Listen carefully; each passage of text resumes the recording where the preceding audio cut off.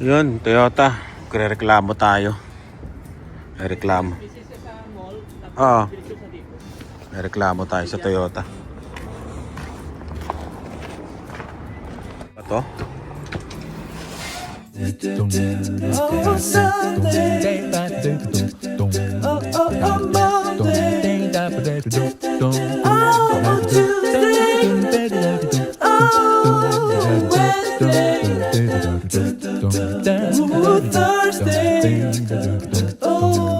Ayun, nakausap ko na sila. Pag binawasan pa nila ako ng pang-apat, talagang madadali na sila, sabi ko. Sabi ko, masyadong problema yung ginawa. Kasi nga, 'di ba? Tatlong kaltas eh. 'Di ba? Parang dalawang sasakyan yung binabayaran ko. Pero maganda to ah. Yung thumbnail, nagpa-picture lang ako kasi maganda eh. Trade na ba? Trade na. Trade na natin ang Sienna. Trade din, no? Kakukuha lang eh. Ganda ng Sienna eh. Ano ba to? Tingnan mo nga sa likod kung ano siya. Ganda eh. Forerunner, no? Ganito yung sa tita ko eh. Yung bago nilang Forerunner. Ganda eh, no? Ito mga to. Limutan ko tuloy. Highlander. Ayan. Sold na kaagad eh. Sold.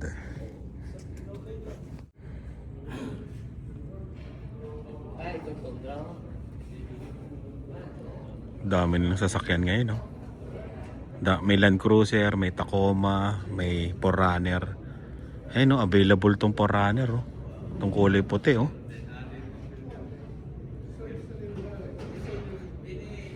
Itong maganda. Ganda ng kulay, oh. Binigyan naman nila ako ng guarantee ngayon, pangalawa na. Diyos ko po. Ayan, kasi daw nag-issue na daw eto kasing kwento. Nag-issue na daw sila ng cheque para doon sa pag sa trade doon sa Tundra. Ayan. Hindi nila alam kung bakit daw hindi binawas ng Scotia. Ayun. Kaya wala rin silang alam bakit ganun. Eh sinabi ko na dati nung pangalawang nagkaltas. Ay una, tapos yung pangalawa na nagkaltas, yun sinabi ko na, kaya yun. Ano ba yung kaninang kinukuwento ko? Yung sa Toyota na putol eh. May kumausap sa akin, may tumawag. Ayun, aayusin daw nila. Pag hindi, edi reklamo. Sabi ko nga yung interest eh, di ba? Sabi ko, kinakaltasan nyo ako ng malaki yun, 3 beses. Sabi ko gano'n. Kaya medyo problema para sa akin, sabi ko. Sorry sila ng sorry, pero malalaman ko sa March 7. Yan. Yan. Sana maayos nila. Ngayon dito tayo sa Home Depot kasi may bibilin tayong materyales sa ginagawa natin. Grabe ang mahal pala nito.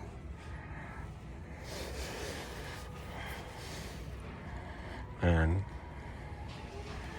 May tatapalan lang tayo. Yung stain. Mahal pala to, no? 39, no? Kaya yung mga magpapagawa, huwag kayong magtaka ha, sa singil ng mga gumagawa. Talagang mahal na po ang mga materyales. Pero maghanap-hanap pa rin kayo ng mga contractor na medyo affordable. Pero wag na po kayo magtaka, talagang medyo pricey ngayon magpagawa, lalo na labor and materials. Ayan. Yan. Hanap muna ako ng isa pang ganito. Tapos pupunta ako sa kitchen and bath kasi may magpapaayos ng liguan, bathtub. May mga liklik na ayusin namin. Yun, okay na. Sana ba? Ay, ito. Dito tayo. Yun. Ako lang ang runner eh. Pag wala akong pasok, pag kulang ng materyales, ako lang bumibili. Sana dito yung Bath and Kitchen. Bath and Kitchen. Kulay white.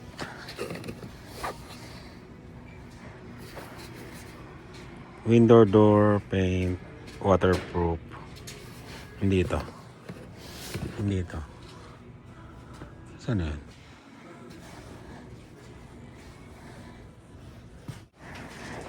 Ito, kitchen and bath. No? Tumaas, no? 8 lang to dati, ah. 2. Mahal na eh. Yun, okay na. Grocery na, wala nang laman yung rep namin, tsaka mga baon. Ang laki nito eh, no? Grabe, oh. Oh. Ang laki, oh. Hello, nakakita. Phone kan. Suha na to eh. Ito, kunin mo to malaki. Ang laki. Ang laki, no? Sino ba nagbaba nito? Brian Kabama. Si Brian. Oh, si Brian. Wala akong binabadya malamang kasi 1 linggo akong wala eh. Ay, 10 days pala. Ayan na. Pupuno na kami ng pantry namin. Tsaka rep.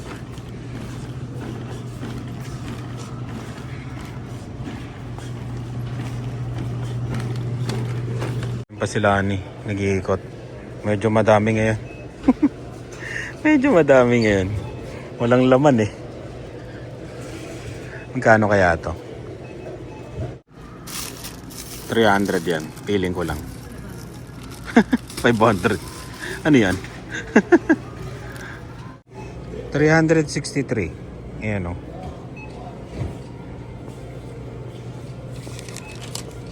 Kunin natin yung libre. Pag naka 300 ka, may libre ka eh. 2. Ayan o. 2 libre. Wala ka pa naman yan, no? Sakto ah. Oo. Diba? Ayaw pa. Uwi na tayo. Nakatipid ka rin ng mga mga 30 rin yan, no? Oo, 2. Ayos na. Uwi yan na.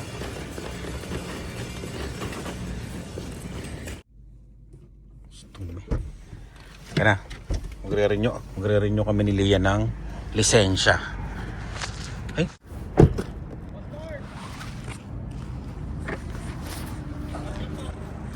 Thank you.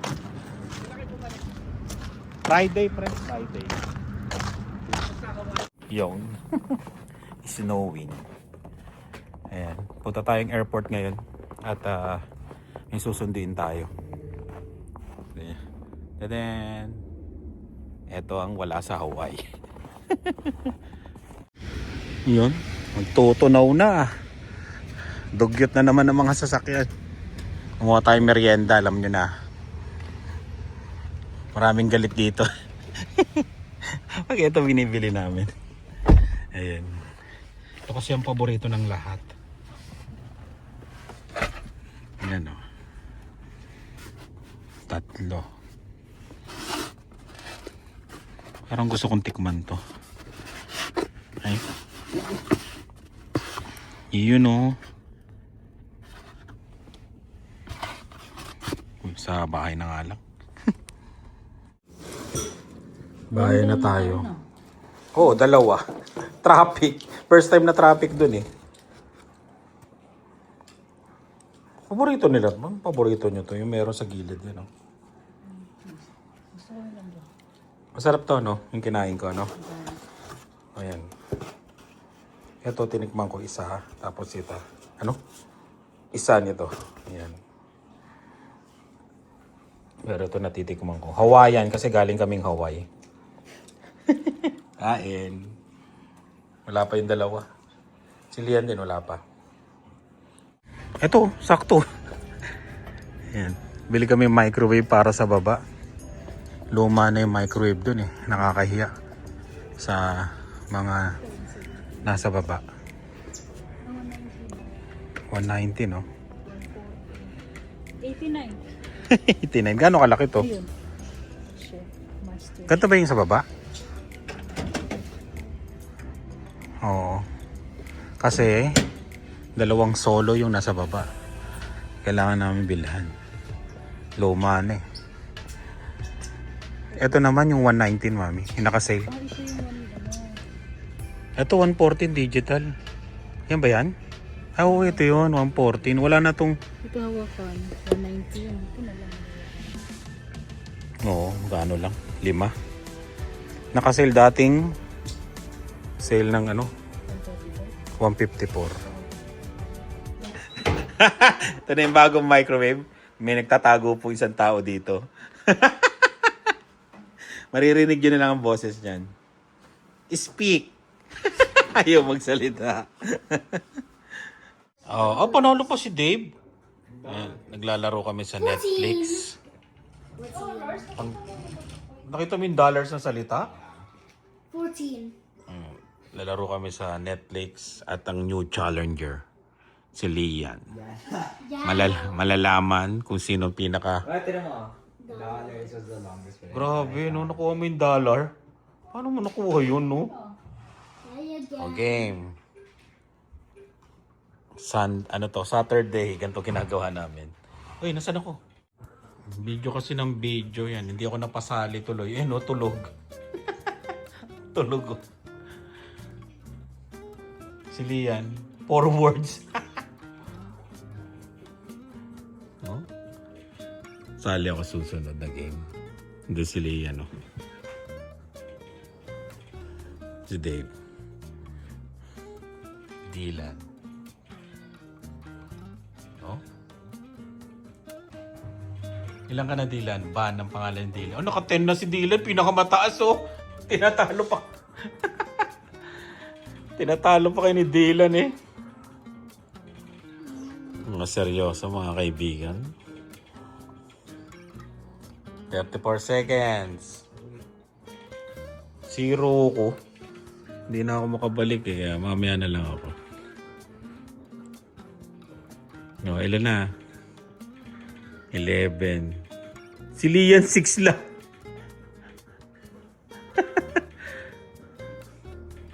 $14. Si Dave. 8, 7, 6, 5, 4, 3, 2, 1. Para magkakadik. I got brag. Sino nalo? Me. You! Tingnan nga. Mga nakuha. Sing. Run. Lead. Gag. Dare. Alisa, Oo, tignan mo. Rage. Oo, nakuha. Ano kayong pinakamahaba? Pern?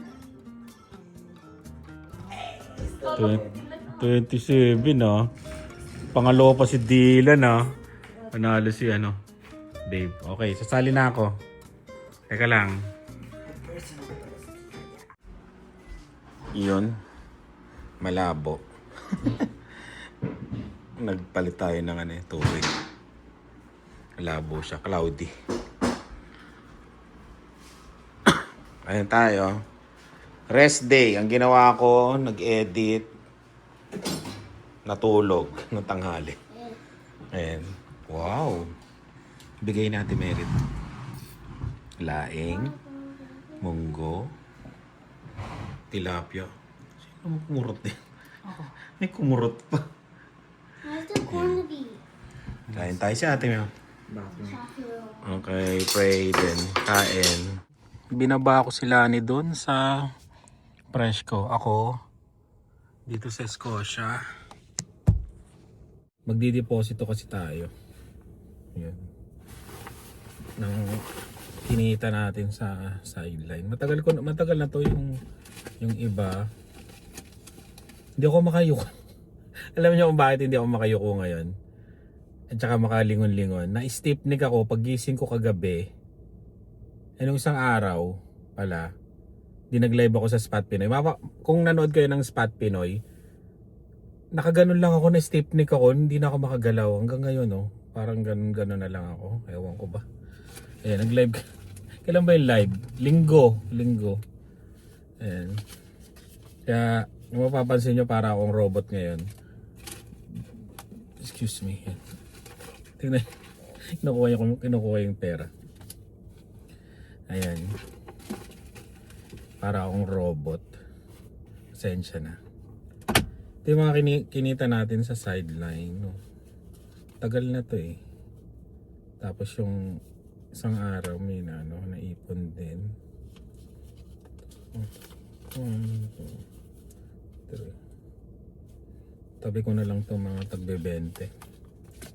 Para may cash kami. Meron pa ako dito eh. Ayan. Kano ba to?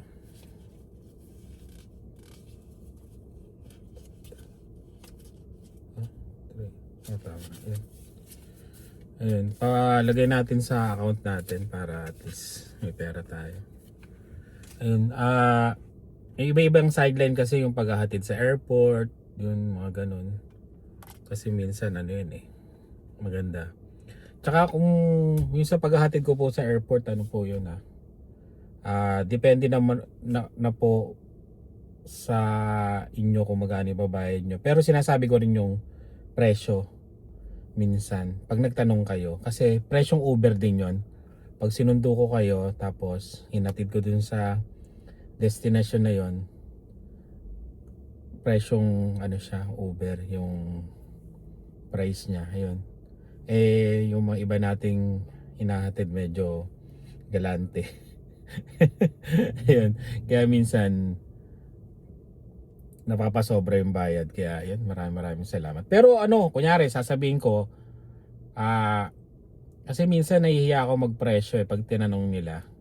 Kaya yung presyong Uber lang yung binibigay ko. Kunyari, sinundo ko ng ganito, tapos ganito po, sasabihin ko, pag nagtanong kayo, 40 o kaya 60. Ganon.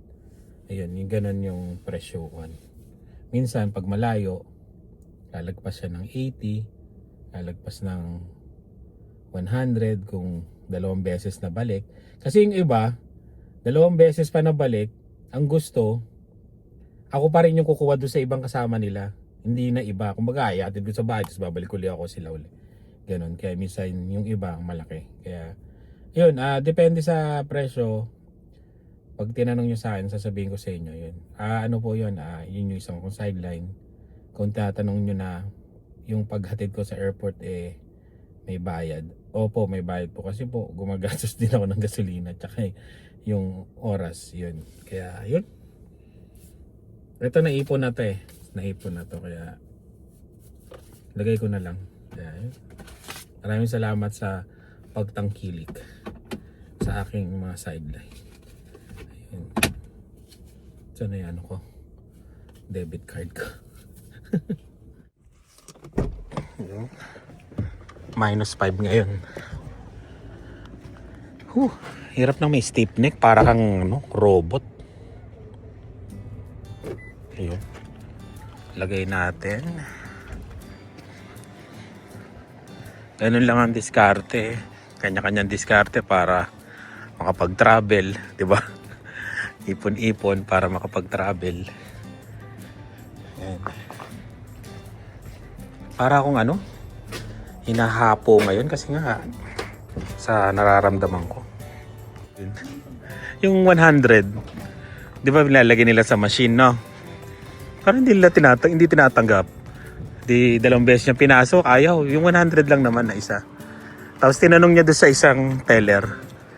Ayun, sabi nung isa, okay naman to, itsura. Sabi nga gano'n.